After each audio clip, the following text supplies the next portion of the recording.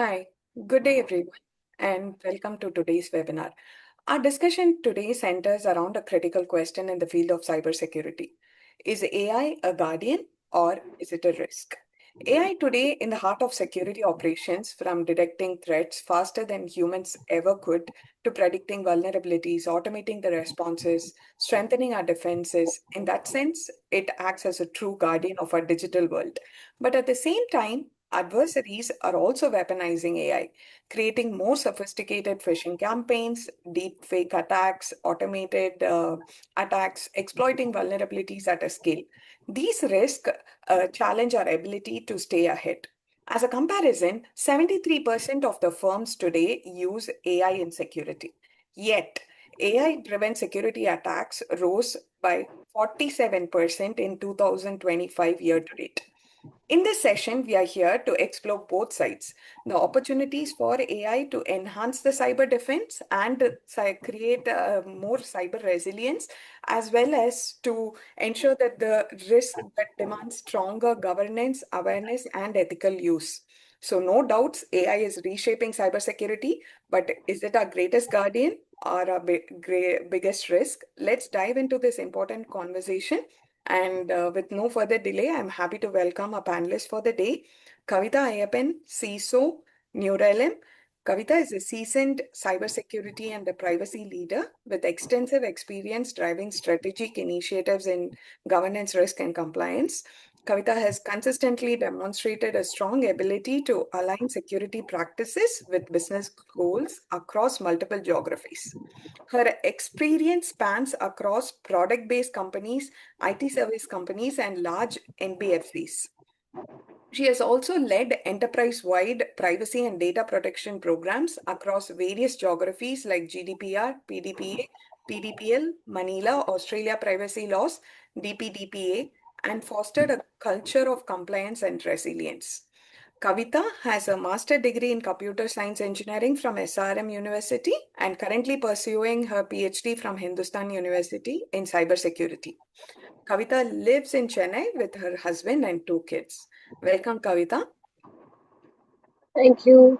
Thank you, Bhavani, for that introduction. Very nice.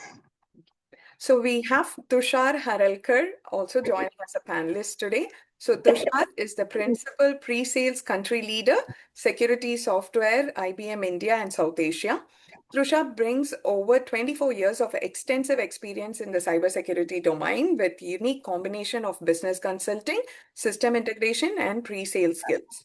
Tushar, in his current role, helps clients and partners to adopt to security solutions infused by Gen AI by addressing their security challenges amidst the changing business priorities, like secure all types of data and identities in the era of hybrid cloud.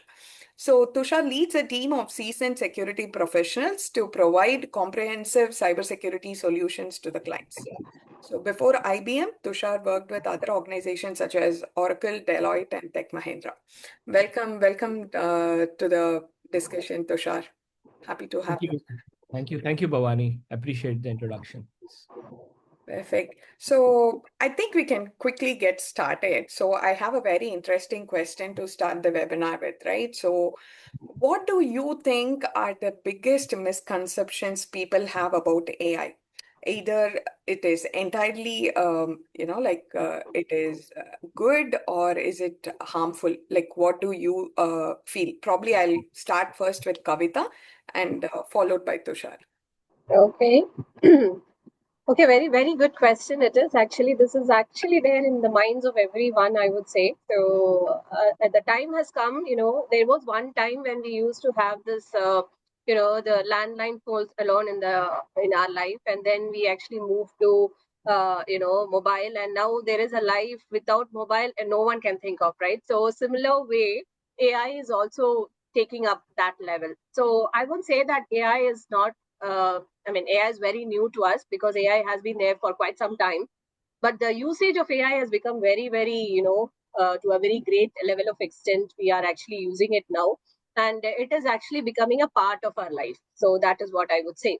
And this misconceptions about this AI being good or bad, right? So for any technology which actually lands up, right? So when the mobile came, everyone said, what are the drawbacks it is going to bring in, what are the good things that it is going to bring up. But now we all have adjusted to it, and now we know when to use, what to use. The mobile also gives a lot of options of health related things, like when to switch off, when to switch on, and all those things. So similarly, I think the AI is also getting into that aspect. Uh, and in the day-to-day life, we are actually already started using it. So what I see quite often is that AI is always framed as a black and white terms. Either we say that it is too good, it is a magic wine which is actually going to make the cyber attacks disappear, or we are saying that no, no, no, it is actually bringing in the uncontrollable threat like phishing and other things which Bhavani was talking about, and which is going to cause the damage more than the prevention it is actually bringing us. But both are, I would say it is oversimplifications, because I believe that AI is a dual use technology, right? So you can use it this way as a AI as a guardian, and of course, Tushar will be actually telling about the AI as a guardian by giving a lot of examples, I believe, in terms of how IBM is taking up that as a example. And of course, all the AI risk associated with it also is there, so which we have to take care. So on the positive side, if you take AI, right? So AI is already providing a lot of value in the cybersecurity, like be it mail alert usage, or be it incident response, or be it a playbook, automations, or catching the anomalies in the real time, or detect any insider threat by coming up with some behavioral analytics, which was not earlier possible. I mean, it was possible, but it was not so quick. And even prevent some of the ransomware from spreading it across the network, in the company, like by containing it. So when you take all these tasks, right, so we feel that AI is a guardian. So I gave an example only with respect to cybersecurity, but you can take the examples anywhere, right? You can use it in healthcare, you can use it in because I was working with NBFCs and also, I can see that the usage of AI as a guardian is too heavy, right? Too good in terms of the fraud detections, which used to be a bigger team. Now it has really come up very well in the fraud detections, and even with us also. So I would say that when we talk about all these aspects, it becomes that the AI is really a guardian for us, right? So the work which used to take lots and lots of hours and days, now it can be handled in the minutes. So at the same time, the L1 supports, becomes little lower, and then the L1 supports bandwidth can be given to the L2. So it's a massive advantage for the defenders, I would say. So AI as a guardian, all these things can be done. But when you talk about the AI as a risk in the reality, there are too many things. As a CISO, it really, as a CISO, or, it is not only for the CISO, if you take CIOs, or if you take, the CEOs, or anyone in the organization, when you take the AI in the risk, as a risk, of course, we can't ignore the risk, right? So attacker use the same technology as we use, and then they adopt all these different models to generate attacks, right? So it can be phishing attacks or deep fake.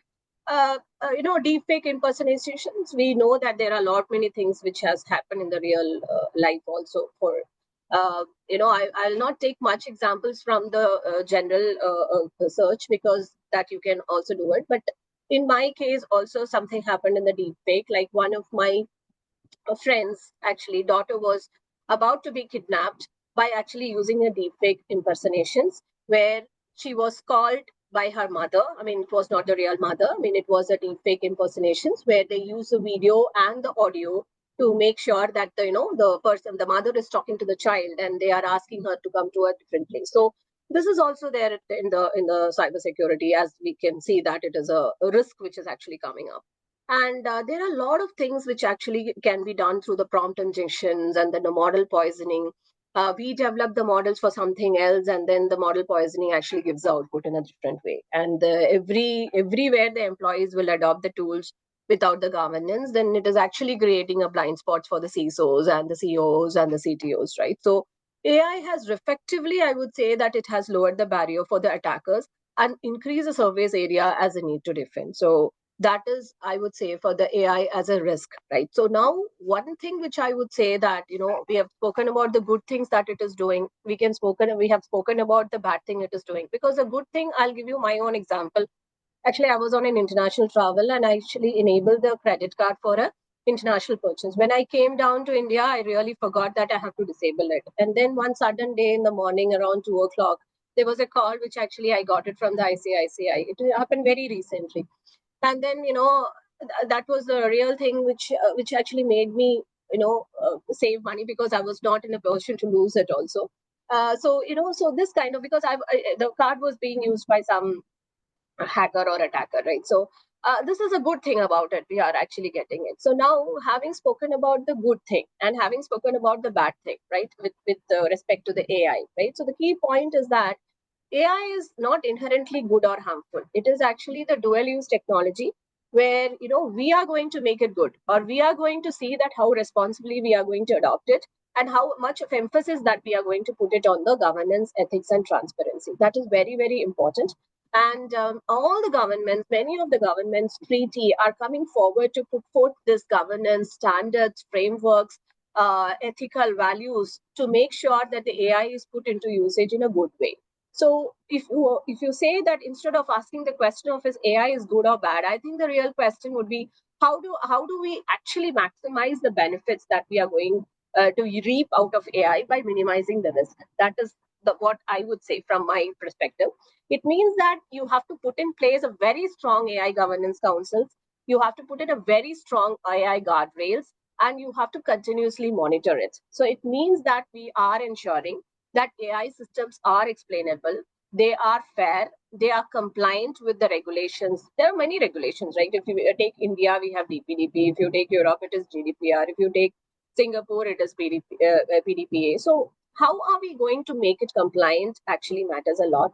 And other than the privacy regulations, now we can see that many of the organizations, many of the countries have also come up with the EU, like AI EU Act, like EU has given the AI Act, and then Singapore AI Act, China AI Act, and our own Niti Aayog, right, in India. If you take the page number 88 or 89, if you see, right, so you actually know that how the privacy and the AI is related. So I would say that if we get the balance right, there's nothing good and wrong. We are just going to actually see that how the human is not going to use AI in a very better way. So it's not the race of human versus AI. It's actually a race of how the human are going to work along with AI to give the better results. So that's what I would say. And as we actually move forward, we can discuss more on what are the guardrails that we can actually implement, what are the tools that is available to make it even more better. So whenever there is a good, there will be bad. But how are we going to manage it? What matters, I would say. Perfect. Thank you so much for that, Kavita, talking about the ever-changing threat landscapes and the new attack surfaces that AI has opened up for us. So, Tushar, if you can, probably share your insights as to what is the biggest misconception about whether AI is entirely good or is it entirely harmful? So, if you Yeah, can share thanks, those. Bhavani, for the question. And I would echo what Kavita said. Kavita has said it all. And I think on the lighter side of the things, right? The way I look at it, the look at AI is, AI is like a superhero who promises to really save the world. But the reality is, how do we make sure that the superhero itself, doesn't blow up the labs where he's testing his powers, right? That is where the security comes in, right? And that is where I would say it's a battle between a good AI versus a bad AI. And I would go back to the superstar movie of, superstar Rajnikant's movie of Robot. If if you all have seen it, the same robot, right? If there is a bad chip which is inserted into that robot, he becomes a bad AI, right? So I think we all know that the evolution of AI that has happened, right from just ML to generative AI to agentic AI, it has added tremendous value. In fact, in our day-to-day life, right, most of us probably using ChatGPT or any other tool, uh, have gone to an extent that if we are not well, right, we may often ask ChatGPT, can you suggest me some medicine? But the that is a good part. Probably it can suggest, but maybe the bad part of it is, let's say if the data itself is poisoned, right, which the AI uses, it can actually lead to a toxic combination of the medicine, which can actually cost the person the life. Right? So that could be the bad part of it, right? But yes, we have seen people, trying to avoid doctors and ask ChatGPT what to do about it. So I think, as Kavita mentioned, it has become an integral part of our life. It is here to stay.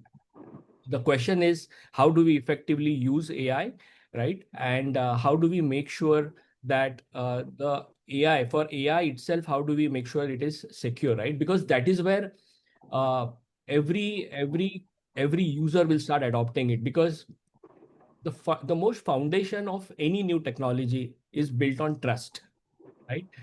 If you do not trust, you will not adopt, right? And the trust will only come if the AI is secure. If the AI is manipulated, nobody is going to trust that, right? Especially as a given example of healthcare, right? It's going to cost somebody's life, right? So yes, coming back to your question,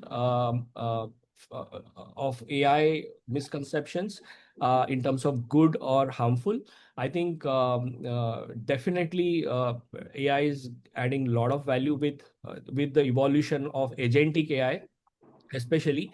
But the attack surface, as Kavita has mentioned already, the attack surface has also increased, which means that we need to be staying ahead in the race in terms of how do we make sure those different attack surfaces, like Kavita mentioned about deep fakes, the phishing attacks have become more sophisticated. Now you cannot predict if this is a phishing attack, right? Because the English that is written in the phishing attack is so accurate that you will believe that this is a genuine email, right? So I think, what is required is, unfortunately, from a governance standpoint, right, from a regulatory standpoint, currently within India, we do not have anything very specific to AI. But I'm sure as it comes, right, we will have more stringent regulations around AI, where people will start using it more securely and trustworthy and responsible AI, right? So that is how I look at it, and I think, as Kavita has already covered it, so my 2 cents on this is that we have to really look at both sides. It is both sides of the same coin, right? And start leveraging it, based on how we want to make sure that, the AI is something which is adopted. Because today, if you look at one of the reports of IBM, which is cost of a breach report, the recent cost of a breach report, it says 80% of the executives want to have a secure and a trustworthy AI. But only 24% of the Gen AI projects are actually going uh, uh, from pilot to production, right? Because they don't feel that, if AI goes live, then it will be secure and trustworthy, right? So I think that is the change that is required in terms of bringing more and more security for AI in place, so that the trust is there and more adoption will be there. Perfect. So thank you so much, Tushar, and thanks for quoting the superstar movie Robot itself, right? Like it's not entirely good or harmful. It's just on how it is being used, right? So, and on the point of healthcare, like people using ChatGPT or like any such AI tools for sharing personal information. We had the CEO of OpenAI, Sam Altman, give us a warning the users not to share any personal sensitive information because it highlighting the lack of legal confidentiality with a tool like that, right? It's all these conversations that we have with our therapist. It's not protected in ChatGPT. It's like very different from what we have in a hospital with a doctor or a therapist. So yeah, when Sam Altman warns users, then we take it as a caution. Perfect. So moving on, probably I had this question lined up, for both Kavita and Tushar, right? So we did have Kavita talk about a deep fake attack, like in her close circle. So How do you see this as a real threat with AI being weaponized for such attacks? So, whether it could be a deepfake attack or some sort of a very sophisticated phishing attack or spreading misinformation about governments, policies, etc. Right? So, how do you think AI is actually becoming a real threat in this aspect? So, probably Kavita, I'll go with you first. Yeah, so it's actually a very good question, and I'll also quote a very simple example from the real world. Okay, so the thing is that, if you say that the threat of AI being weaponized, it's not a hypothetical question anymore, right? So weaponization of AI is already happening, and every day it's growing in the scale and the sophistication. So if you just see, 2 decades back, if you want to do a model, or if you want to come up with some new product, we have to learn the coding, we have to sit together, we have to brainstorm, and everything used to happen. Right now, what is making this AI different from the past technology is that it dramatically lowers the barrier to the entry. You need not be a skilled hacker. You need not do a CEH to do a hacking thing, or you need not be a professional video editor to actually do this activity. So one simple example is that, I recently bought my S25 Ultra, right? And I'm mad at photos, right? So earlier I used to go to that Photoshop and do all this, removing the red eye and other things. Now, all these things are actually there here itself. So I don't have to really learn the Photoshop to do things like that. So see, for me itself, like I have now become a professional photographer in terms of, clicking pictures and removing the people whom I don't like, or removing the places where I want to be really good, right? So the AI is doing a lot of heavy lifting for you. You don't have to do it, right? So it means that when I'm feeling so comfortable, right? So the same thing would be the attackers would also be gaining that comfortness, right? So the cost of launching an attack, it has actually decreased. So in the recent times, actually, when I was actually taking few people for my team, right, I was actually increasing the cyber force in my team, and I got a chance to actually interview many juniors also. When I say many juniors, I was actually interviewing the people who just passed out of the college. And I interestingly, actually, I came across a person. Actually, I don't want to name his, tell his name, reveal his name. He was very good, right? So he was very good. He is actually an AIML student from a top college. And he was really telling about all the tools, right? N8 Hugging Face, and, the NVIDIA, OpenAI, and every tool. And then I was asking him, like, what made him so interested in AI. And within 2-3 months of his college life, he has actually built so many bots and other things. So then he told me a very interesting thing, Bhavani and Tushar. He said, like, I do ransomware as a service. I don't know, like, whether it was good for him to tell it openly to me or not. Then I said, like, how do you do it? Why do you do it? And he said, like, I'm from so and so place, and then I'm here in Chennai, and then I need some money. And people approached me in doing this activity, so I have done it. So I asked him, like, what did you do? So he said, like, I had done some bot which actually can, give the jailbreak attack, or which can actually poison the model, and then which can also actually, launch the phishing attacks and all. So no one has to be very, very skilled enough.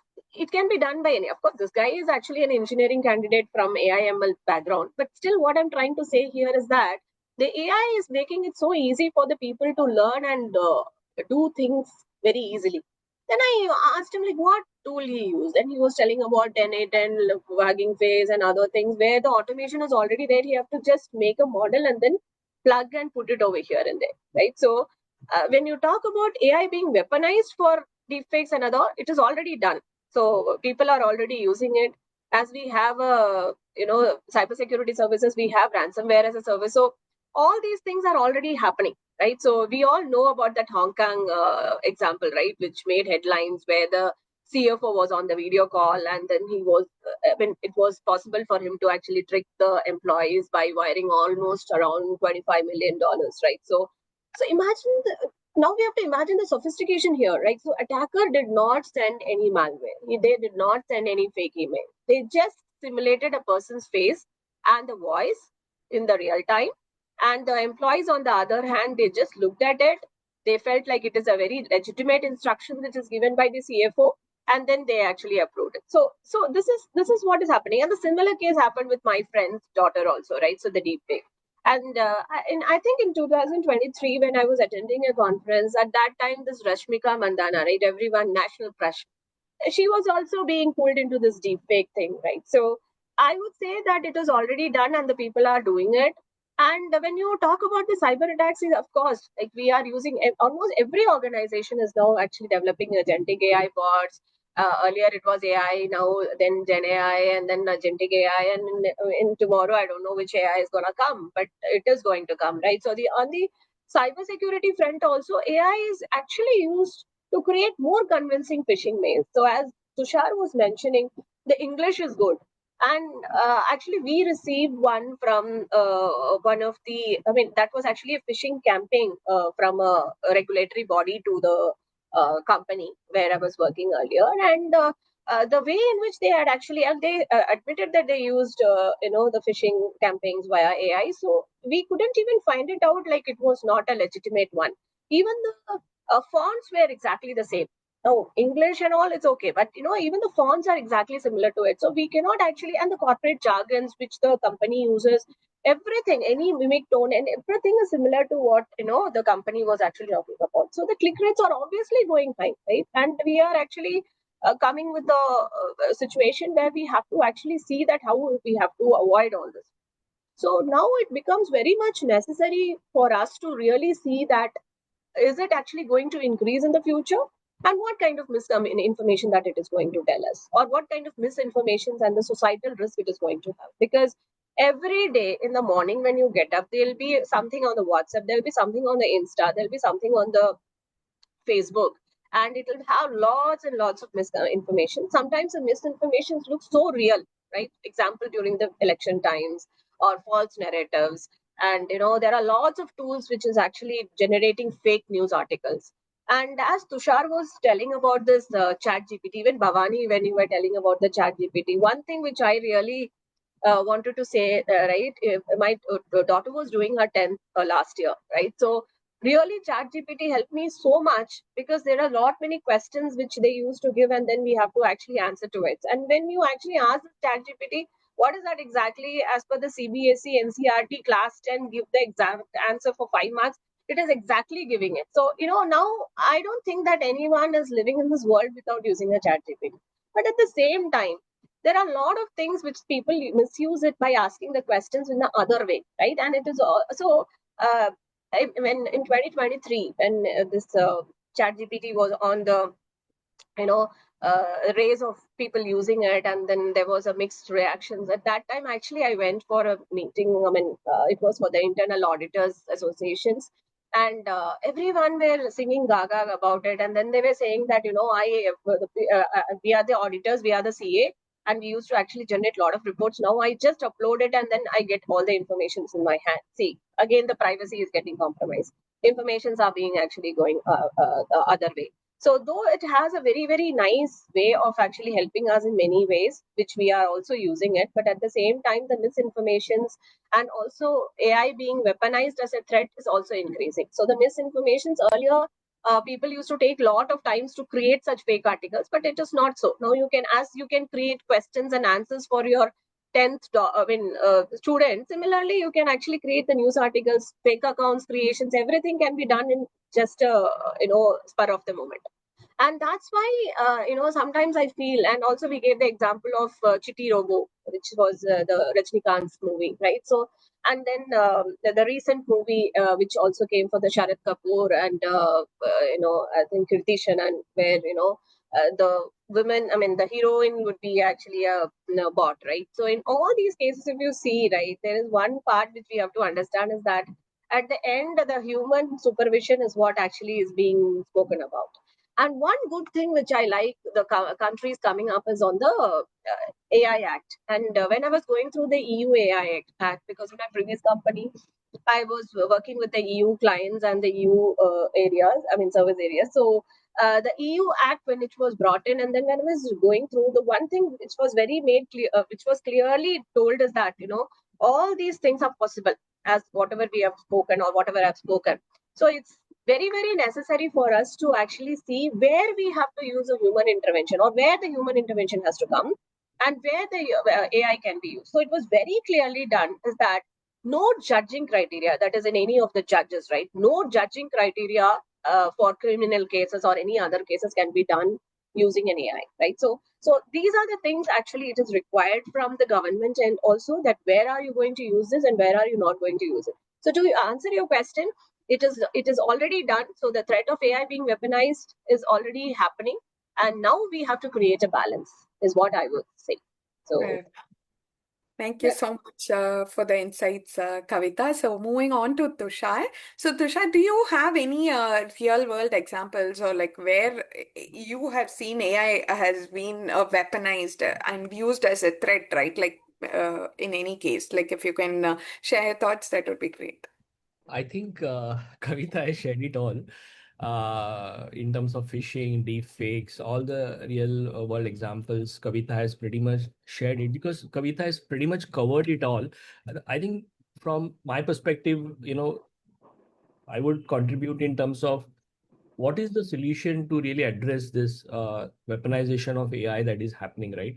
So from IBM point of view, the way we are looking at is as we all as we spoke about, about the tremendous value that Gen AI, Agentic AI is adding, but we also know the fact that security for AI is required. So from that perspective, our approach has been number one is when we specifically talk about the enterprises, right, who want to adopt the Gen AI and agentic AI, the first approach is visibility, right? Just like we have challenges around shadow data, right, where enterprises do not know where their data resides because they do not know, because they cannot see, they cannot protect, right?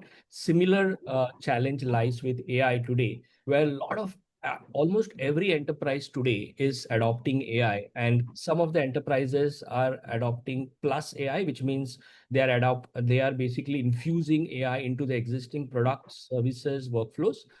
And some banks, right, are going AI first, which means they're creating AI as a foundation and building everything on top of that. Like example is a digital bank, right, which completely operates on chatbot, right?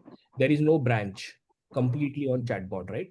Now, with this kind of enterprises where they are moving from plus AI to AI first, the first thing that is important is visibility. So how do you, just like you have shadow data, how do you get shadow AI, right? Which means, let's say if enterprise is adopting AI, there is a possibility that some department somewhere is downloading an open source model from Hugging Face, which the enterprise is not even aware about it, right? And what that could mean is if that open source model is getting downloaded, that model could contain a malicious code which is weaponized inside, which could lead to supply chain attacks, right? So it is important to get visibility in terms of where your shadow AIs are, right? In terms of anything and everything on AI, the complete AI inventory. In fact, certain guidelines have just made it mandatory to have AI bill of material. Just like we have software bill of material, hardware bill of material, we need to have AI bill of material, right? Which means you need to know everything about what you have of AI in your enterprise, be it your PaaS, be it your LLMs, be it your Jupyter notebooks, anything and everything on AI. That is number one. Okay, that will help address the shadow AI problem. Number two is once you have the visibility, obviously now you're in a position to protect that, right? But when we talk about protection, as we discussed, right, there is a life cycle to that, right? There is a life cycle to that in terms of the data, because the whole narrative around the value of AI is based upon what? It's based upon the data, right? That it stores in the vector DBs, right? So how do you make sure the data that AI uses, one, has the right quality of data, which is where the data governance plays a very important role. And how do you make sure the data is secure? By making sure there is no unauthorized access, you're real-time monitoring that data, there is no data exfiltration, all those kind of things. Or from an attacks perspective, there is no data poisoning attack. The healthcare example that I gave, making sure that the data is not poisoned, right? So how do you secure against those attacks? That is one. So how do you secure the data? Not only from security perspective, but also have the governance controls around it. So governance plus security becomes very important for data. That is the first part. The second part when it comes is how do you secure the model itself, the AI model, right? Because if the model has vulnerabilities, the example that I gave, somebody has weaponized the model into injecting some code, then you need to be able to do some vulnerability assessment or vulnerability scan, which will tell you that this model has vulnerabilities, okay, and you need to fix those vulnerabilities, because it's always not about insider threats, right? If the model itself is vulnerable, it can be exploited, right? And one of the things that I mentioned, right, why most of the AI projects are not going for from pilot to production is because there is no sign off from the CISO in terms of this model is secure, right? And how will that come? Only when there is a penetration testing that happens of the model, right? Like Kavita was mentioning about few of the threats, like the jailbreak and those kind of threats that the model may have. How do you make sure that before it is going live, you're doing a penetration testing of the model? So the second phase is how do you secure the AI model itself? And last but not the least, how do you secure the usage? You know, like Kavita was mentioning, the input output prompt, right? Which is the prompt injection attacks, right? So somebody can actually fool the AI in terms of rewriting the prompt and still get the information out, which is called prompt injection attacks, right? So those kind of weaponization which is done in terms of prompt injection attacks, how do you make sure the usage part is also secure, right? So overall, I would say from a solution perspective, the way I look at it from an IBM standpoint is getting the enterprises the visibility of shadow AI, securing the data, not only from security perspective, but also having governance controls around it, securing the AI model. But again, for the AI model, also you need governance plus security. And finally, when we talk about the actual usage, when we actually use the AI, how do you make sure the attacks like prompt injection attacks are not happening, right? So this is a complete cycle that from IBM point of view, I believe that we have to look at this holistically, right? Only then the security for AI will be taken care of. Is what I feel. Perfect. Thank you. Thank you so much, Tushar, for touching upon the security for AI aspect of it, right? So, quickly moving on to the next question to Kavita, right? From a services standpoint, Kavita, how do you define the role of an AI in safeguarding an individual or safeguarding an organization as a whole, right? Like, so, from a services standpoint, you can probably throw some light on the same. Yeah, so from the MSSP point of view or from the service level point of view, definitely I would say that AI is really shaping up very well for the organization safety and the individual. So there are a lot of things which used to take a lot of time has now become very proactive, and now it has become very continuous, and also the we are able to deliver some scalable security services. So some examples are the real time threat detection and behavior analytics. So the one see when you actually see this particular activity, right? So the threat detection or the behavioral analytics or the real time threat detections and other things. And Tushar was also talking about a product when it is getting launched. Even we are actually being an AI first company, like Neural itself being an AI first company. We also have lots of AI bots automations that is being done, and then of course it comes to me, I mean my team for the final clearance. And when we are actually doing the final clearance, as Tushar said, like we should do the vulnerability testing, we should have the VAPT done. We have to actually ensure that none of the vulnerabilities is remaining, because the AI ops automation is not only going to be used in your organization, we are also going to use it in the client environment, right? And when you have a client, your client belongs to different sectors, right? They'll be from hospitals, or they've been healthcare, or they'll be from NBFCs where data plays a major role. They'll be from universities, aviation. So many things comes in. So it's a responsibility of an organizations to see that the data is very safe. So when you talk about this in terms of how it is helping us, yes, of course, this real threat detection and behavioral analytics is actually helping us in identifying anything which will take a longer time for an L1 SOC engineer or for a SOC analyst to really identify. and take its own time to do it. So now it is becoming very easy. I mean, not very easy, but of course it is becoming a very scalable model for us to actually go for this kind of real-time threat detection and behavior analytics by incorporating this AI automations into it. So now the AI is actually going beyond by spotting the anomalies in the behavior. So we don't have to really worry about the skilled resources that we have, or we do not have to really worry about the bandwidth cost and other things, right? So this itself is actually helping us in tracking the employees' logins and transactions, and from the geopolitical locations and other things, right? So all these things actually comes into the picture when we are actually talking about the good things that AI is doing for our organization. Another one is that, because I'm an MS, from the MSSP standpoint, you asked Pavani, so I'm just thinking of the other way. I mean, other use cases where we are actually finding it very difficult. And with the usage of AI, we could say that, it is actually lowering the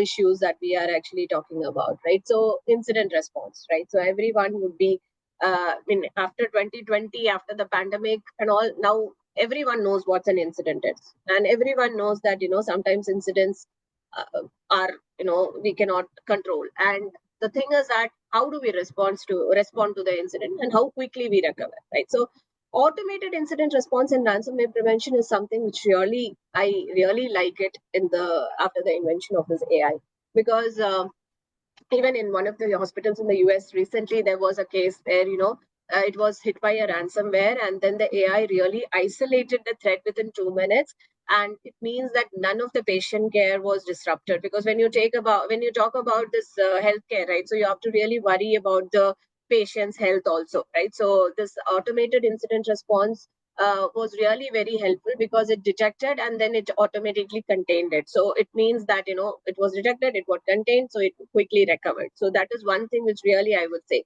And then the fraud detection and phishing defense is something, safeguarding individuals. I would say that this AI is actually helping us in doing it. So there are a lot of AI powered email filters which is being identified for the sophisticated phishing mails, which exactly looks like the legitimate one. So by learning to see this, we can also play a one layer top of it, and then we can actually protect our organizations, right? So this is something which I would say that it is actually coming up more and more. And as Tushar was also pointing out that the certain thing, right? So in the recent case also, we had like the people were using an API and finance company, and then through which the gold coins and other attacks happened, and people lost the money, but it was recovered at a later point of time. So the root cause which was actually identified was that the vulnerability was found in the API, right? So this VAPT automation, right? So which we have actually we are trying to develop bots for it also, and we are also trying to see that what can be used, the mandate or the virus totals, right? Things like that is actually helping us in identifying these vulnerabilities and then giving a patch to it, or giving the recommendations to it, in a very easier way, which is actually making our work really easier, or are making our surface very clean when we are actually taking it as a response to the client. Having said all this, right, we can use it for the incident response, we can use it for automated email alert response, we can use it for phishing, triggering the phishing mail, or we can use it for identifying the phishing emails, we can use it for automated triage. If you list out all the cybersecurity activities which you do it in a company as an MSSP, everything can be automated, and everything is really doing well because we have started doing this activity one by one, right? We are also developing AI ops automation for many of the use cases which we are actually seeing it in infra as well as in the cybersecurity path, right? But one thing which we are very clear is that how is that AI is playing the role of the data security and compliance. So we make sure that from the time the AI usage actually enters into our company's premises, and the time it is being deployed and it is being used, whatever the data that is actually going to be used for this is safe. It is in compliance with all the regulatory bodies, and also we actually make sure that it is safeguarding the personal data also. So what I'm trying to say is that all these automations which I was talking about, right? is actually helping us in making our levels much higher in giving our services to the company uh, from the SOC perspective, from the the VAPT perspective or the red team perspective, from the GRC perspective also, because there are a lot of automation seen in the third party risk assessment also. So from all these aspects, the AI is actually helping us in doing a fantastic job. And also one more thing is that companies like IBM or any other companies, which I don't want to name because I'm not advertising any company here. Since IBM, Tushar is there from IBM, so I'm just calling that name. So these companies are also helping us in giving us those solutions which uses AI. Now, when we are actually signing these contracts or doing these partnerships, we actually make sure of the data security and compliance in terms of where the data is residing, which region it gets resided. Is the data of ours or the customers is being used for any of their personal learning, which they use it for the further things, or is it compliance with HIPAA, or is it compliance with DPDP or SEBI, RBI, GDPR or anything? How is the data being handled? Is it anonymized? Right, that is very important. It is anonymized before it is used for the training or analytics. We sometimes even ask that, do you use federated learning? Because federated learning is one way of training the LLMs where the data will not even go away from your base data, right? So the raw data will always be there. So these are the different things which we ask the partners or which we ask the tool, or when our own team develops it, we actually make sure that these are the things that is being followed. So in the subsequent questions, I would also like to answer that what are the policies, governance, frameworks, guardrails which we have implemented in our own company, which is actually helping us in making the usage of AI in a more positive way, right? So that's what I would say. So the balancing view and the way in which the silver bullet, I would say always, AI itself is a silver bullet. So how are you going to use it? So whether as a guardian or as a risk, right? So how are we going to balance it and then put in forth all these things to make sure that AI is giving a best services to your clients and to you as well. So that's what I would say. Sure, sure. It's Thank you so definitely a boon for cybersecurity, I would say, on first part of AI as a guardian, right? So true, Kavita, with the threat detection time being reduced up to an 80%, with which cuts down, the usual threats that we used to take where we'll be able to detect something in Yeah, days. Now it's yeah, being detected in minutes. yeah, yeah. And some of these UBA tools with AI powered UBA tools, they're able to detect almost 30% of the insider threats that are Trend. present within the Yeah, organization. So yeah. thank you so much for highlighting these points related to the reduction and threat detection time, and also the incident Incident responses, response. right? Yeah. Like, yeah, automated incident responses. Thank you so much for that, Kavita. So, Tushar, on this, right, like AI is definitely strengthening the cybersecurity teams across the world with real-time threat detections and behavior analytics, right? So, what are some of the examples or solutions that you guys have that has made a measurable impact to the organizations? So, if you can share your thoughts on that. Sure, sure. So I can tell you examples of IBM itself. So, and this is like publicly available financial report. IBM has adopted Watson X as the AI platform, using which we have completely automated the HR function, right? So we do not have an HR function. We have created an app which is Ask HR. So as a manager, right, if I have anything to, let's say, transfer an employee from one location to another, I just have to say, I want to transfer this employee. It will ask which employee. I say this to which location. That's it. Earlier, I used to go to a portal, navigate to so many links, have to find out where that option is, and it used to be very complex, right?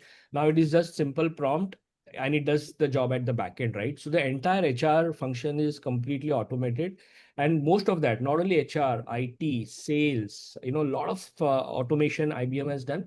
And in fact, the numbers, whenever we talk this to our clients and partners, they ask, can you tell us how have you saved $4 billion? $4 billion is what we have saved using this Watsonix technology. And this is a financial report which IBM has already published. It's there for everyone to read in terms of what innovation, how have you leveraged this as a platform, right?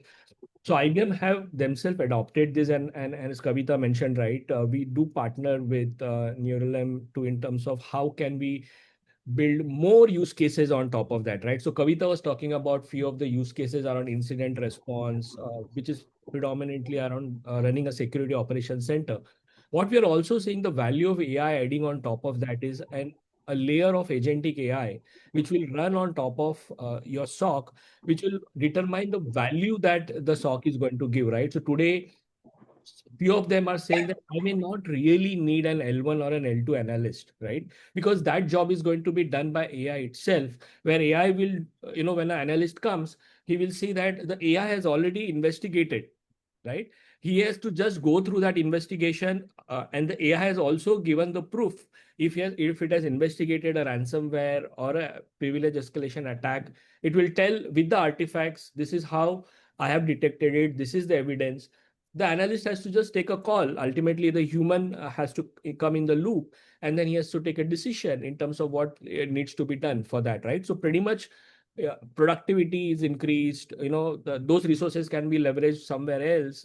Similarly, the other things that we are doing in our day-to-day life within IBM is today when we do appraisals, right? The AI will recommend us how much percentage this employee should be given in an increment.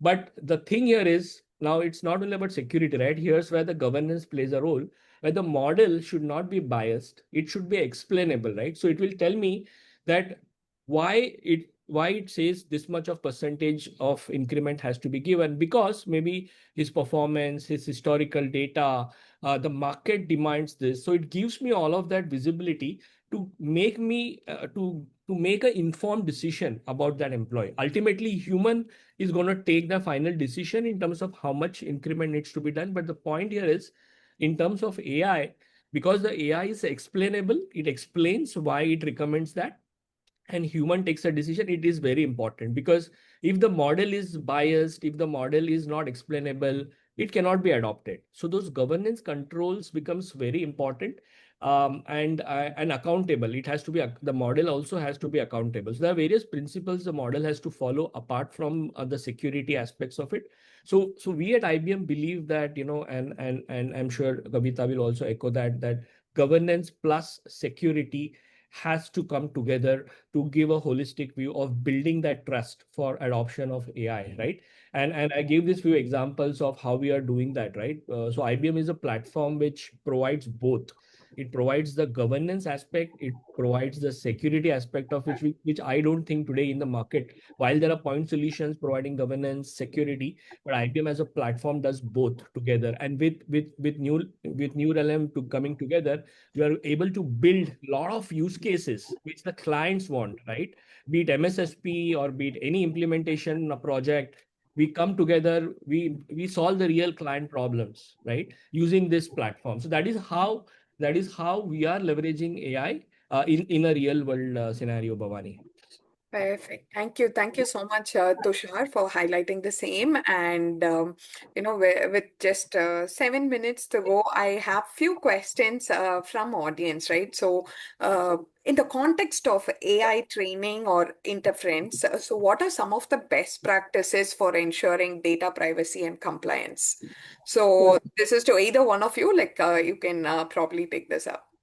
So probably I'll tell like how we follow it at Neuron. So see, one of the best practices that we do is that when you are using an AI or when you are developing a model, right? So people will be from the different companies, right? So being a service-based company or a product-based company, when you are actually coming up with some AI solutions into your thing. So what we do is that actually we do something called as an AI-powered security solution. So we actually say that what is the AI policy that Neural follows, what is the usage guidelines, what needs to be downloaded, how it has to be used, and then what is the risk impact assessment that we do. So we refer to the NIST AI framework to identify the AI risk which actually comes along when you are preparing a bot or when you are using a third-party AI solutions.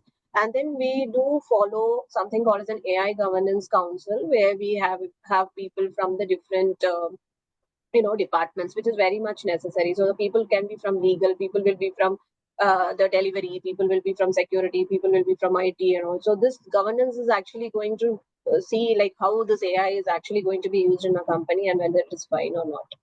And then we also have something called as a secure AI life cycle, which we call it as a SAIL, and we can use SAIF or COSAI. These kind of frameworks can also be used to derive your SAIL process. We call it as a secure AI life cycle. And then we also have something called as AI ML audits, which we have to do when we are when we are developing a bot, or when you are developing a training, or we are using AI for any of the things, right? You can use AI for your learning and development. You can use, as Tushar said, you are using a bot for the HR appraisals and anything, right? And then you have to also, something you should very importantly have is something called as an AI specific incident response. So you would be having an incident response, but you should have an AI specific incident response, because when you say AI, it has data, then the LLM comes in, then the output comes in. So it's a large amount of data, right? So you should know that what is the data impact assessment that you are talking about, and if something happens to the data, that what is the incident response that you're going to take, right? So, and then see, when we do this, we actually get lot many things from the outsiders also, I mean third parties, right? So you should have a third party risk management for AI, right? So that is also used to be done. And also we use something called as an AI, ethical AI and responsible usage policy. So this is to make sure that you are using AI for the responsible usage only, trust, and explainability. And other than that, we also have something called as a best coding practices while handling the AI models, where we talk about data encryption, access controls, secure development practices, and data minimization. Please don't use the data more, because since I have the data, I can't use all the data. Use data whichever is necessary. Then user authentication, because it's an AI. AI does not work in vacuum, right? So it has infrastructure, it has all these users, roles-based access, and also you have user authentication. And then you should have privacy by design embedded into it. And then, as Tushar was also mentioning, Bhavani was also mentioning, so governance, data governance needs to be very clearly documented. It has to be followed, right? And also the regular updates needs to be there. So what we should not do is an unencrypted data, weak authentication. Then a lot of libraries we will use. So insecure third-party libraries, and then ignoring the bias and fairness when we are doing it. Like Tushar was also explaining about the HR thing, and then ignoring that. And of course, we cannot ignore any of the regulatory requirements. And then the monitoring has to be too good, and the incident response has to be too good. So these are some of the best practices and the bad practices. We actually keep it there to make sure that people actually follow the do's and do not follow the things which should not be followed. And other than that, we have the guardrails, which is secured by design principle. Explainability, as Tushar said, explainability is very important. Why is it asking us? Then the access controls, adversarial robustness is something that we ask for, like the data drift or evasions. That is something which we have to really take care of it. And very much you have to go for a secure ML supply chain. So supply chain security is also important. So these are some of the things that we use. And for this, we actually refer the models like ISO 42K, which is for AIMS, and then 27701, which is for privacy, 27001, which is for information security. Then we also refer EU AI Act, and then all this up at IEEE 7000 series. So these are some of the standards, frameworks, regulations also we follow in order to make sure that we have come up with all these guardrails, policies, procedures in place to make sure that anything that is being used in the organization, be it for HR, be it for security or anything, these things are followed to make ourselves very, very secure, and our services also to be very secure to be delivered to the the public, right? So that's what I would say. Perfect. So thank you so much for sharing those insights, Kavita, and also to Tushar, right? So we are almost at time, and we just wanted to quickly mention that thank you to everyone who joined us today to listen into this discussion on AI as a guardian and as a risk. So we have seen it, we have spoken about it. AI is definitely strengthening our defenses while also creating new complex challenges for us to address. So the key takeaway here is AI is neither purely a savior nor a threat, right? So it is a powerful force. It can be used whichever way that is there. And a special thank you to both our speakers for sharing your valuable insights, and thank you to everyone for your active participation and dropping in your questions. So let us continue this conversation and work together. So, you can keep continuing this conversation. We'll post in LinkedIn any specific questions around the same topic. You can probably put it in the comment section there, and also the video recording, the webinar recording will also be shared with all the attendees. So thank you so much, everyone. Have a wonderful day ahead. Thanks for joining in. Thank you. Thank you, Tushar, Thank, Bhavani. Thank you thank all. thank you, Kavita. Thank you, Bhavani. Thank you all. Thanks.